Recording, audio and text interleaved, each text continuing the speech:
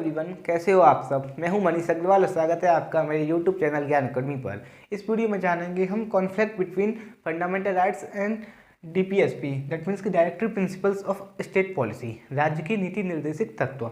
ठीक है ना। तो इस वीडियो से पहले हमने जो डीपीएसपी है उसके बारे में डिटेल्स में डिस्कस किया था। हमने बताया था कि हमारे डीपीएसपी हैं हमारे किस संविधान के किस पार्ट में हैं, कौन कौन से आर्टिकल्स हैं जिसमें डीपीएसपी को डिस्कस किया गया है, डीपीएसपी का जो मेन उद्देश्य है वो क्या है और डीपीएसपी को क्या है। इसके बाद फिर भी हम इस वीडियो को स्टार्ट करते समय डीपीएसपी को एक बार डिस्कस कर देते हैं। डीपीएसपी क्या है सर? हमारे संविधान द्वारा कुछ सिद्धांत थे, कुछ प्रिंसिपल्स हैं जिनको कि हमारे संविधान में रखा गया है आर्टिकल्स 36 से 51 तक। ठीक है ना।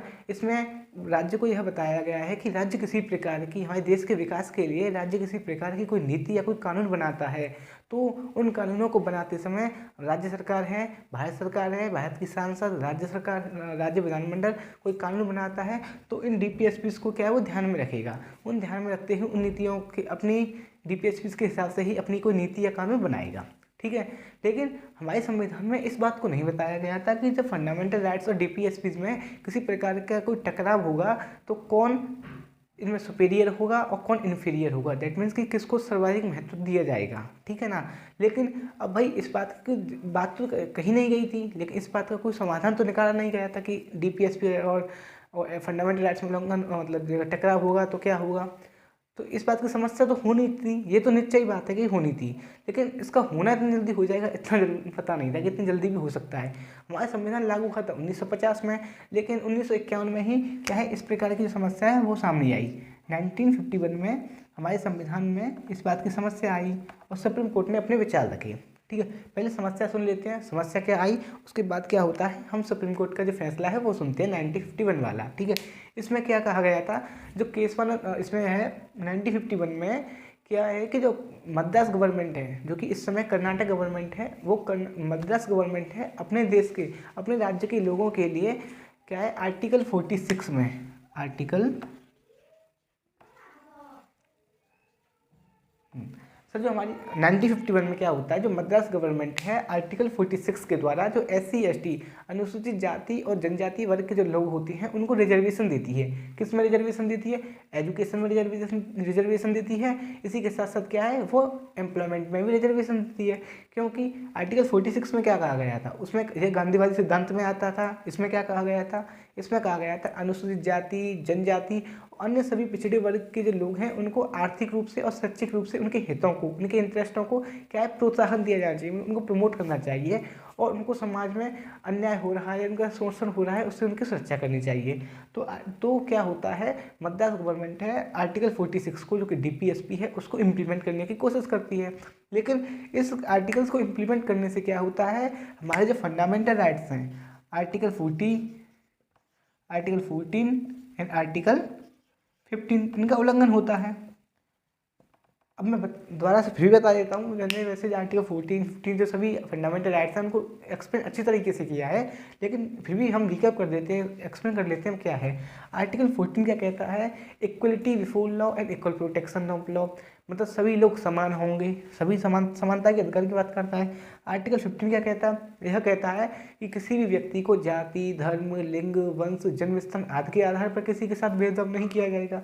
ठीक है। तो आर्टिकल 46 तो इन दोनों को उल्लंघन करता है भाई। पहला है 14 कैसे, समानता का अधिकार। भाई SC ST वर्ग के लोगों के साथ तो आप रिजर्वेशन दे रहे हो, लेकिन और जातियों का क्या हो रहा है, और कैटेगरीज का क्या हो रहा है, उनके साथ आप भेदभाव कर रहे हो, असमानता दिखा रहे हो, तो 14 का उल्लंघन हो रहा है। आर्टिकल 15 का कैसे हो रहा है भाई, हमने कहा था कि जाति, धर्म, लिंग, वंश, जन्म स्थान इन 5 ग्राउंड्स पे आप किसी के साथ भेदभाव नहीं कर सकते, लेकिन आर्टिकल 15 में किया जा रहा है किस आधार पर, जाति के आधार पर। तो आर्टिकल 14(6) को लागू करते समय आर्टिकल 14 और 15 का उल्लंघन हो रहा है। ठीक है। तो इस समय क्या होगा, तो सुप्रीम कोर्ट ने कहा कि जब हमारे फंडामेंटल राइट्स और directive principle of state policies में किसी प्रकार का कोई टकराव होता है तो उनमें जो फंडामेंटल राइट्स हैं उनको सर्वाधिकता दी जाएगी, उनको क्या सुप्रीमेसी दी जाएगी। ठीक है ना। लेकिन इसी के साथ साथ हमारी जो सुप्रीम कोर्ट है उसने यह भी कहा था कि अगर आपके जो DPSPs है वो बहुत ज़्यादा इंपॉर्टेंट हैं, ठीक है, तो आप इनको इम्प्लीमेंट कर सकते हो। लेकिन इम्प्लीमेंट कब कर सकते हो? आप हमारे संविधान में संशोधन कर सकते हो।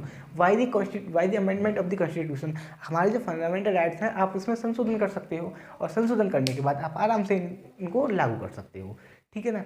अगर इस एग्जाम्पल के थ्रू आपको यह 1951 में जो उच्चतम न्यायालय का फैसला है वो समझ में आ गया हो तो अच्छी बात है। लेकिन ग्रेट डिटेल में अच्छी तरह इस फैसले को समझाने के लिए मैं एक दूसरा एग्जाम्पल भी लेता हूँ। वो क्या था कि 1951 में हमारे देश के जो प्राइम मिनिस्टर थे वो थे पंडित जवाहरलाल नेहरू, ठीक है। हमारा देश आज़ाद हुआ था तो जब गरीबी और अमीरी का फ़र्क बहुत ज़्यादा था। देश आज़ाद हुआ था तो गरीब और अमीर के बीच का जो डिफरेंस था वो बहुत ज़्यादा था, ठीक है। उस समय क्या हुआ करते थे? जमींदार हुआ करते थे, जमींदार, ठीक है। उस समय क्या मोस्टली जमींदार, साहूकार। और जमींदार कौन होते थे? जिनके पास ज़मीन बहुत ज़्यादा होती थी। तो पहले बहुत से लोग ऐसे होते थे जिनके पास बहुत ज़्यादा ज़मीन थी, बहुत एकड़ ज़मीन थी, मैसिव ज़मीन थी, ठीक है ना।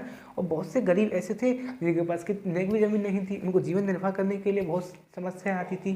तो कहने का मतलब ये है कि उस समय जब हमारा देश आज़ाद हुआ था तो गरीब और अमीर के बीच का जो डिफरेंस था बहुत ज़्यादा था। मतलब गरीबों के पास क्या है? ज़मीन नहीं थी फिर भी वो खेती करते थे, और अमीरों के पास क्या है? ज़मींदार थे, उनके पास ज़मीन बहुत ज़्यादा थी लेकिन वो कुछ करते नहीं थे, फिर भी बहुत ज़्यादा पैसे वाले थे। इस बात को ध्यान में रखते हुए हमारे पंडित जवाहरलाल नेहरू थे, उन्होंने 2 कानून बनाए। पहला था लैंड रिफॉर्म एक्ट, और एक था जमींदारी अबॉलिशन एक्ट, जमींदारी अबॉलिशन एक्ट। इस प्रकार हमारे जो दो नियम थे हमारे बनाए गए थे पंडित जवाहरलाल नेहरू ने। लेकिन हमारे जो उच्चतम न्यायालय है उन्होंने कहा कि लैंड रिफॉर्म एक्ट और जमींदारी अबॉलिशन एक्ट क्या है? अनकॉन्स्टिट्यूशनल है। क्यों है? क्योंकि यह हमारे जो आर्टिकल्स हैं, आर्टिकल 14, आर्टिकल 19 एंड आर्टिकल 31 का उल्लंघन करते हैं। कैसे? तो लैंड रिफॉर्म एक्ट में क्या कहा गया था? इसमें पंडित जवाहरलाल नेहरू ने कहा था कि जो अमीर लोग होते हैं उनकी जो ज़मींदारी है गवर्नमेंट ले लेगी, कैप्चर कर लेगी, और उन ज़मीनों को क्या है गरीब लोगों को डिस्ट्रीब्यूट कर देगी, जिससे कि क्या है जो गरीबी और अमीर के बीच का जो डिफरेंस है वो कम हो जाएगा, ठीक है। और जो जगह दी जाएगी उनको फ्री में दी जाएगी। इसी के साथ साथ जो ज़मींदार हैं उनसे जो ज़मीन है ली जाएगी, उन्हें किसी प्रकार का कोई भी कॉम्पनसेशन नहीं दिया जाएगा। मतलब जो मुआवजा होता है, जो उसकी जो जगह है, इसकी जिस व्यक्ति की जो जगह है उसको क्या है कि कीमत नहीं दी जाएगी, और गरीब लोगों को वो जगह बांट दी जाएगी, जिससे क्या हुआ अमीर और गरीब के बीच का डिफरेंस है वो कम हो जाएगा। लैंड रिफॉर्म एक्ट और जमींदारी अबॉलिशन एक्ट यही तो कहता है। इससे होता क्या है? आर्टिकल 14, 19 और 31 का उल्लंघन होता है। 14 कैसे? समानता का अधिकार।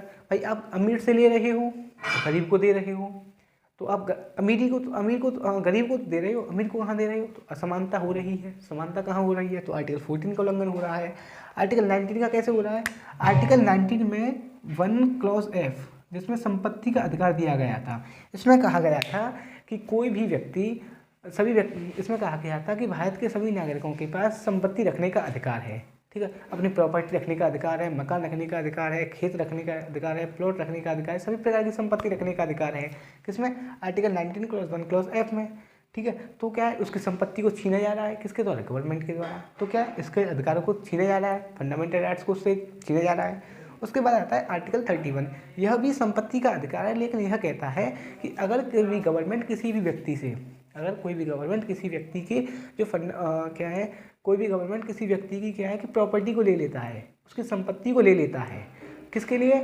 लार्जर पब्लिक इंटरेस्ट के लिए। दैट मीन्स कि किसी व्यक्ति की प्रॉपर्टी को लेकर वह कोई अस्पताल बनाना, कोई हॉस्पिटल बनाना चाहता है, या फिर कोई स्कूल बनाना चाहता है, कोई यूनिवर्सिटी बनाना चाहता है, कोई कॉलेज बनाना चाहता है, या कुछ और ऐसी चीज़ बनाना चाहता है जिससे कि बहुत ज़्यादा लोगों का भला हो, सही नहीं, लोगों का इंटरेस्ट हो, जिससे कि लोगों का भला हो सके, ऐसी कोई चीज़ बनाना चाहता है तो राज्य सरकार उसको कैप्चर तो कर सकती है, उस जगह को ले सकती है।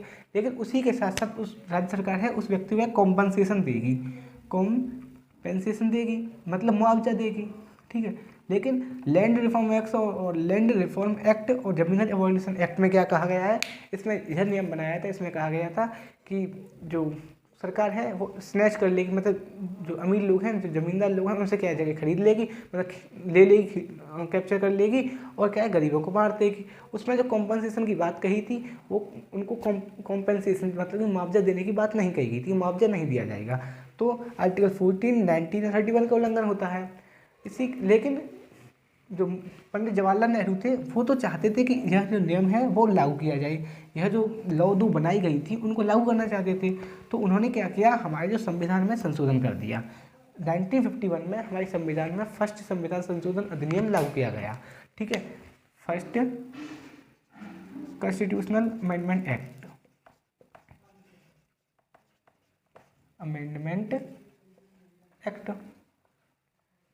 1951। तो 1951 में क्या होता है, हमारे संविधान में पहला संशोधन अधिनियम लागू कर दिया जाता है पंडित जवाहरलाल नेहरू। और इसमें वो 2 क्लॉज को जोड़ते हैं, पहला है 31A और दूसरा है 31B। इसमें क्या कहा गया है सर, इसमें कहा गया है कि राज्य के पास यह अधिकार है कि वह किसी भी व्यक्ति की किसी भी जगह को संपत्ति को ले सकता है, कैप्चर कर सकता है।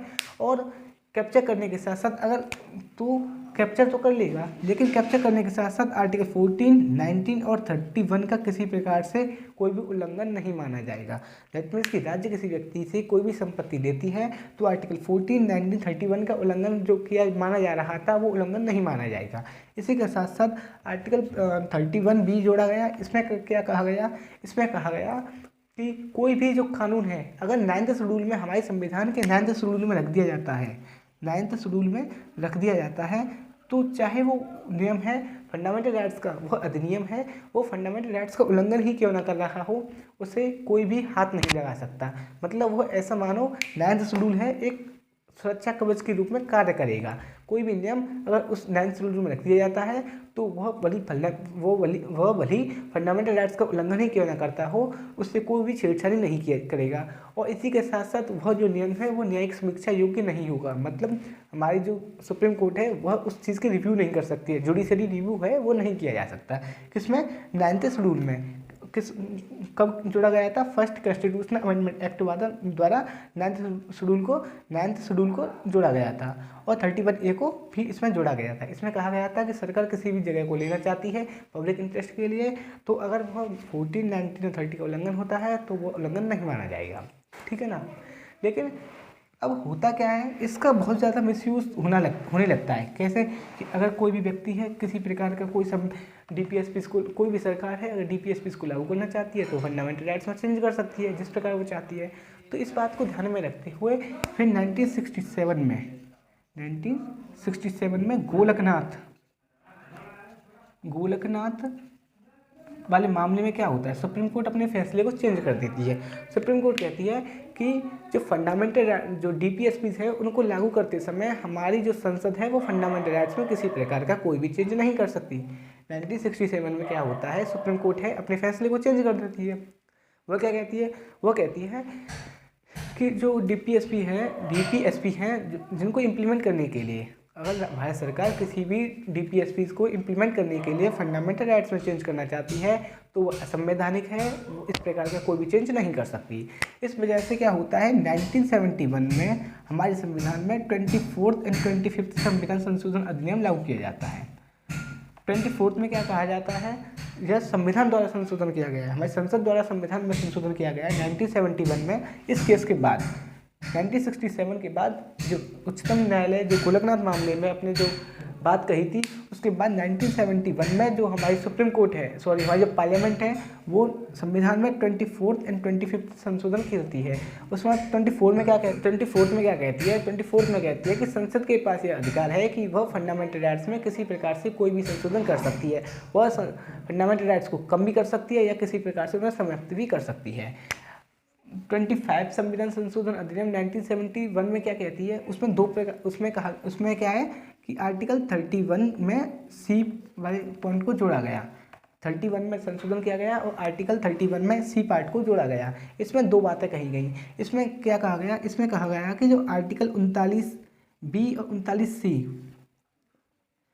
आर्टिकल 39B और 39C जो कि समाजवादी सिद्धांत को वर्णित करते हैं, तो इनको लागू करते समय अगर किसी प्रकार की जो मौलिक अधिकार हैं आर्टिकल 14, 19 एंड 31 का उल्लंघन किया जाता है तो इस आधार पर हम क्या है कि इस जो नियम या नीति बनाई गई है, जो विधि के द्वारा जो नीति बनाई गई है, उसको आप असंवैधानिक घोषित नहीं कर सकते। दोबारा से रिपीट करता हूँ, 25th कॉन्स्टिट्यूशनल अमेंडमेंट एक्ट 1971 में हमारे संविधान में अनुच्छेद आर्टिकल 31C को जोड़ा गया। इसमें कहा गया कि जो हमारे जो आर्टिकल 39B और 39C है, जो कि समाजवादी सिद्धांत हैं, इनको लागू करते समय अगर हमारे जो आर्टिकल्स हैं फंडामेंटल राइट्स में, जो आर्टिकल 14, आर्टिकल 19 और आर्टिकल 31 का उल्लंघन किया जाता है, तो उल्लंघन माना जाता है, तो इस आधार पर इस विधि को, इस जो नीति बनाई गई है, उस विधि को या उस नीति को असंवैधानिक घोषित नहीं किया जा सकता। इसी के साथ साथ इसमें यह कहा गया कि समाजवादी सिद्धांतों की जो नीति बनाई गई है, जिस विधि के द्वारा जो नीति बनाई गई है, उस विधि को किसी प्रकार से कोई भी न्यायिक समीक्षा नहीं की जाएगी, मतलब उसका किसी भी प्रकार से कोई भी जुडिशरी रिव्यू नहीं होगा। कैसे? 1973 में केशवानंद भारतीय मामले में क्या होता है, तो 1973 में जो केशवानंद भारतीय मामले क्या कहता है, वो कहता है कि 25th जो कॉन्स्टिट्यूशनल अमेंडमेंट एक्ट किया गया था, उसमें आपने जो पहला किया गया है वो तो आपका कॉन्स्टिट्यूशनल है, लेकिन आपने जो सेकंड वाली जो बात कही है वो अनकॉन्स्टिट्यूशनल है। मतलब कि आपने जो पहली बात कही थी कि आप आर्टिकल 39 और 39B और 39C को लागू करना चाहते हैं, जो समाजवादी सिद्धांत हैं उनको आप लागू कर सकते हो। वह आर्टिकल 14, 19 और 31 का उल्लंघन करते हैं, तब भी आप उनको लागू कर सकते हो। दैट मीन्स कि इस प्रकार आप आर्टिकल 39B और 39C को सुपरमेसी दे सकते हो फंडामेंटल राइट्स में आर्टिकल 14, 19 और 31 पर, ठीक है ना।